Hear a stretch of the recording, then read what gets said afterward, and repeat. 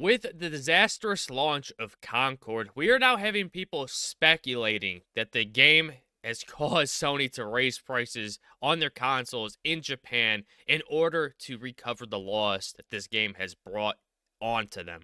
And the thing is that there was no confirmed reported budget, but a lot of people are speculating, throwing numbers between 50 and up to $200 million that it took to develop this game.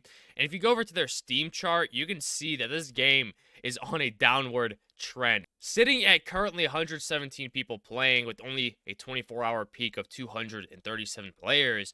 And if you go over to Dustborn just to compare Steam charts, you can see that this game is also starting to decline, but you can see that it is much more gradual. You can see that it goes up to about 73 players and it drops down to about 24, and it repeats that cycle for a number of times. Whereas with Concord, that is not the case. And what makes this situation just that much more funny is that Concord is a next gen exclusive. You heard that right. Sony is making piles of garbage of games for their next gen consoles rather than continuing on making great first party games, where people have voiced their opinions on wanting a sequel to Days Gone or wanting a remaster for Bloodborne, and we still continue to not get any of that. Even going on to the community page for Days Gone, saying that this game was profitable, but the reason why it was canceled when it came to its sequel, it was that the lead dev said that at the time that the game wasn't profitable enough for Sony to greenlight the sequel. Well, let me tell you that if that game wasn't profitable enough, this game sure as heck ain't either. And before we get into the article, please don't forget to subscribe, like, or dislike. It doesn't matter. It helps with engagement, and I much appreciate it. PlayStation's brand new hero shooter Concord has got off to an abysmal start with less than 700 players jumping into the game on the launch day. Expectations for the title were already relatively low following its open beta period back in July.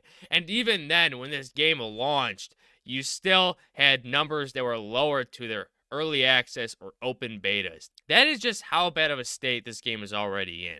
While there's no way to know how the title is performing on PlayStation 5 yet, one thing is almost certain. The game likely cost Sony millions in losses, with the PlayStation 5 price being hiked up once again. The company may be trying to recover all the money lost with the failed hero shooter.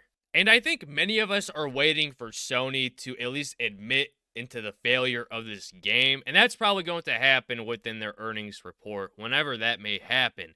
But the thing I want to know is who greenlit this development process in this game? Who sat at that ideas room meeting saying that, yes, this game sounds amazing with all these DEI elements, these pronouns, these characters that look absolutely awful, with bringing nothing new to the hero shooter genre, essentially making this game 40 freaking dollars and making the game even worse than Overwatch, which revolutionized this space.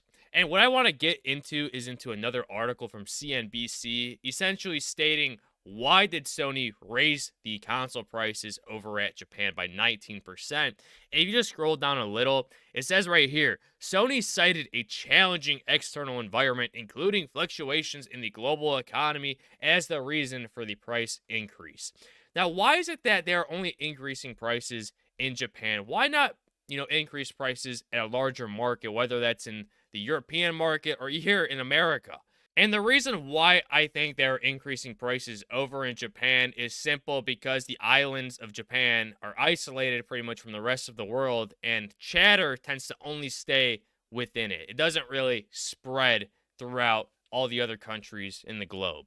As we go back to the original article, well, you might think that the PS5 price would be much lower than it was back when it was released in the middle of a pandemic and that the massive semiconductor shortage. However, that's not the case. Sony has jacked up the price of the console multiple times in the past, and now Japan has been hit with another price hike. Starting on the 2nd of September of 2024, players in Japan will have to pay an additional $90 for the Sony console. Currently, there's no mention of this price hike being put in place anywhere outside of Japan, but gamers are genuinely shocked, with this person Destin saying, what the F is even happening this console generation?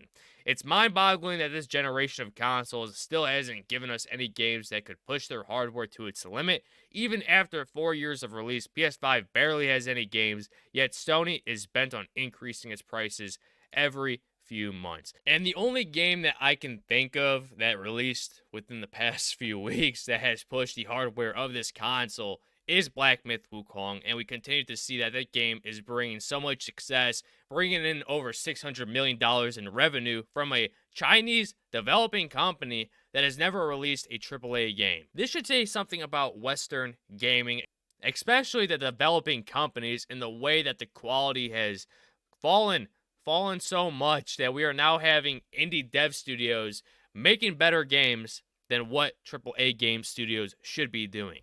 Some fans think that if Sony had actually given us good games, these price hikes would have made a lot of sense. However, it keeps bringing titles such as Concord. The company is now making Japanese gamers have to pay more, and it seems to do with their unwise choices. Once again, having executives being out of touch with reality, not doing their research on the companies that they're hiring, and making sure that the product is good and will succeed and at least somewhat bring something new to the table that will overall appease the whole gaming market.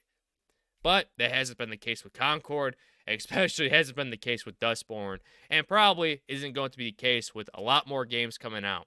Anyways, with all that in mind, don't forget to like, comment, subscribe, and share, and I'll catch you all on the next one. Bye-bye.